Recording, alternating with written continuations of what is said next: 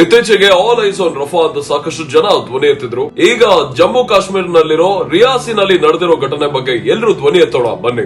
ಎಲ್ರಿಗೂ ಶರಣಾರ್ಥಿ. ನಾನು ನಿಮ್ಮ ಹರೀಶ್ ಮಾತಾಡ್ತಿದ್ದೀನಿ. ಜೂನ್ 9ನೇ ತಾರೀಕು ರಿಯಾಸಿ ಜಿಲ್ಲೆನಲ್ಲಿರೋ ತರಿಯಾತ್ ಗ್ರಾಮದಲ್ಲಿ ಶಿವಕೋರಿ ದೇವಸ್ಥಾನ ಯಾತ್ರೆನ ಮುಗಿಸಿಕೊಂಡು ಬರ್ತಿದ್ದ ಬಸ್ ಮೇಲೆ ಲಷ್ಕರ್ ಇ ತೈಬಾ ಉಗ್ರ ಸಂಘಟನೆಯ ಉಗ್ರರು ಈ ಬಸ್ ಮೇಲೆ ದಾಳಿ ಮಾಡಿ ಸುಮಾರು 20 ನಿಮಿಷಗಳ ಕಾಲ ಗನ್ ಫೈರಿಂಗ್ ಮಾಡಿದ್ದಾರೆ. ಗುಂಡಿನ ದಾಳಿಗೆ 10 ಹಿಂದೂಗಳು ಬಲಿಯಾಗಿದ್ದಾರೆ. ಇದರಲ್ಲಿ ಒಂದು ಪುಟ್ಟ ಮಗುನು ಬಲಿಯಾಗಿದೆ.